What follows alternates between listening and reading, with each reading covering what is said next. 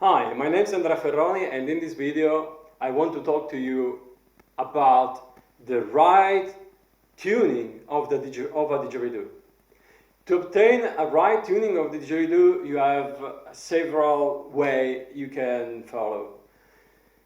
If you are a maker who just make a raw log of wood and you split it in two parts, and then you create the internal shape, then you glue it, you are not maybe able to simulate and to guess the real note you will obtain. But usually in this way you can make a didgeridoo, you can cut it from the mouthpiece. I made a video of this topic already.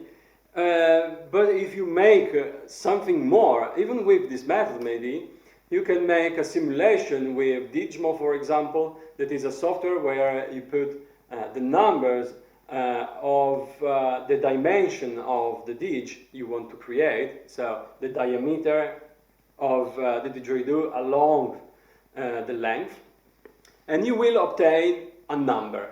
This number tells you the right keynote of the didge. In this case I wrote 82.4 Hertz, that is E. And we can even think to simulate a shape to obtain a tooth well tuned in E again, that is 174.8 Hertz.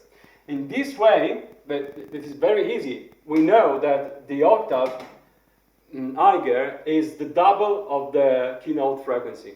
So it is very simple in a way. I like this kind of shape.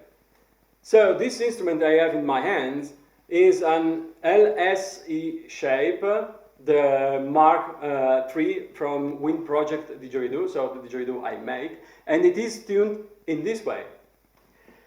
But even if the software gives me back a certain frequency, I'm not sure for several reasons. The first reason is I don't use Didgeridoo, but I like to talk about that software because it's freely available on the net, and so anyone can use it.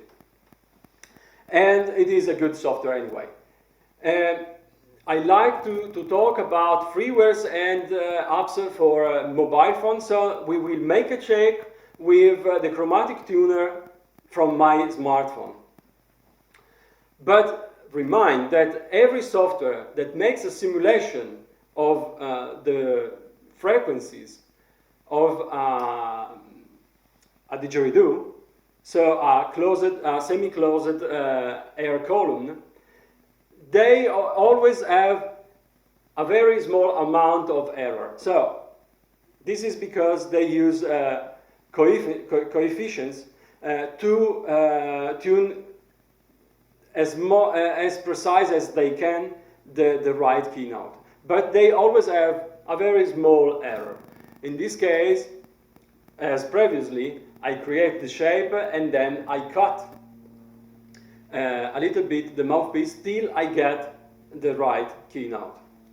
But we have to be very precise in the simulation, and even more precise making the didge, because if I have a shape and I don't follow the dimension I wrote down, I obtain something different.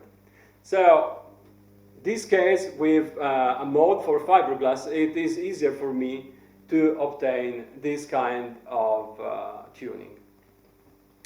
And we will see that if we push more or less, the frequency can change again. So we can have a very small, but very, very, very small error of the simulation we made. But then, even if the software says, okay, this is the right frequency of your didgeridoo, and then we create the shape exactly as we simulated, then we could obtain something that is different from what we expected. I already made a video to explain how the lips work with this kind of instrument. So you will find the link to come back and to listen that video if you lost it. So in that video, I even explained that a little bit before and after the exact resonance, this instrument is able, like any other wind instrument, are able to amplify the sound. So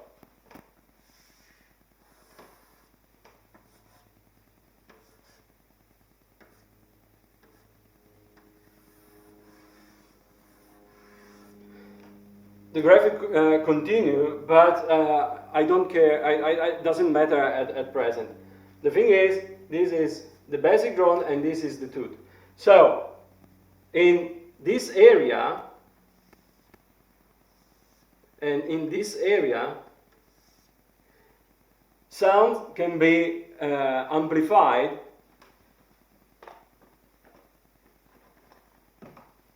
and in this area not. This also means that if our lips are not well tuned with the resonance of the ditch, we still obtain a keynote. And I show you now with my mobile phone how the tuning change if I push more or less. Because if I push a little bit more, my lips are a little bit more stretched. And this means also that the elasticity of my lips increase a little bit. If I push less, my lips are a little bit looser, and so they are more elastic. And this means that the frequency of my lips goes a little bit down. Okay, so now I show you the difference we obtain pushing more or less with the chromatic tuner. Now I'm going to show you the tuning of the didgeridoo I showed you before. So the LSE Mark III made by Wind Project Didgeridoo. So it is the didgeridoo I usually make, and this is tuned in E for the basic drum and E for the tooth. And changing by the pressure while playing the didgeridoo, you can see how the keynote can change.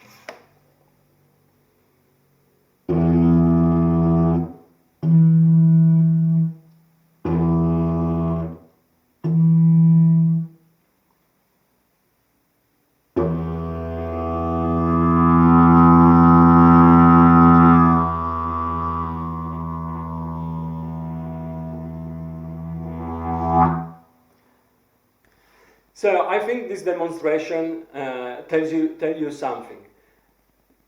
It's not possible to have the right keynote of a didge because we change it while playing it. People think this is something we don't want to have because we want to have a very stable keynote while playing. But don't forget that this instrument mainly plays just one keynote if we don't consider the tooths.